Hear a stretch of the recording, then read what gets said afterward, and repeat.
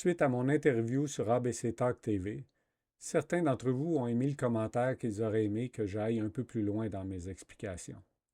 Alors c'est ce que je vais faire aujourd'hui. Je me nomme Mario Prévost et vous regardez Parlons Love. N'oubliez pas, s'il vous plaît, de mettre un j'aime sur la vidéo et de partager.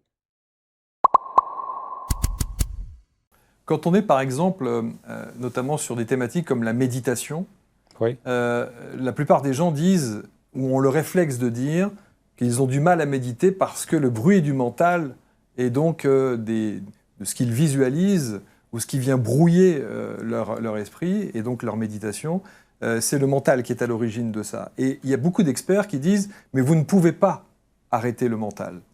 Donc l'idée c'est quoi? C'est de vivre avec? Mais en fait, c'est de comprendre. Ça, c'est une mauvaise attente par rapport à la méditation. La méditation, c'est...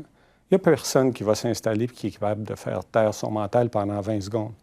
Lui, il a été 12 000 ans en mode survie. Là. Il s'ennuie, là. Il faut qu'il se passe quelque chose, puis il va ramener des idées. En fait, la méditation sert beaucoup, du moins de mon point de vue à moi, de mon approche, à créer une distance entre toi et tes pensées. Alors, quand une pensée vient, c'est pas un problème, mais tu la vois comme une pensée. Tu réussis à défusionner avec cette pensée-là. Puis éventuellement, on peut aller plus loin avec la métacognition, puis tout ça, où on réussit à même analyser nos pensées. Mais l'idée principale, c'est de se dissocier de cette voie-là dans le mental. Parce que moi, pendant longtemps, j'ai pensé que la voix dans ma tête, c'était moi.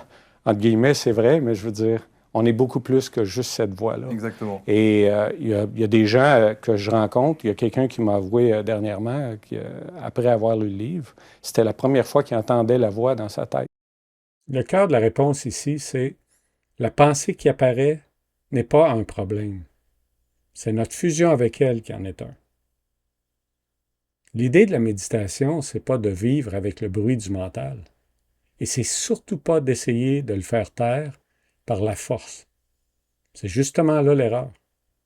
Essayer d'utiliser le mental pour arrêter le mental. Il faut plutôt l'observer sans le suivre. Lorsqu'on cesse de s'y identifier, le silence peut apparaître naturellement. C'est précisément ce que l'œuvre La Formule vous propose de faire comme expérience.